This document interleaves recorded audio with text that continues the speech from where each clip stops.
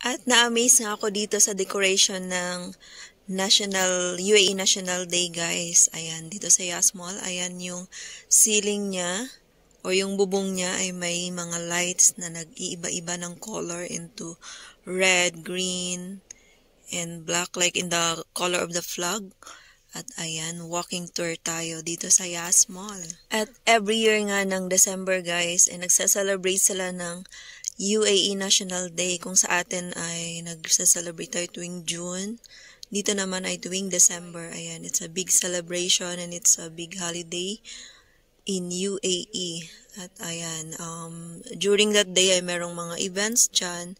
Pero ngayon ay ilang days pa lang naman. So, ayan, decoration lang muna ang ating makikita. Ayan, at pang 8 years ko na pala dito sa UAE na National Day, guys.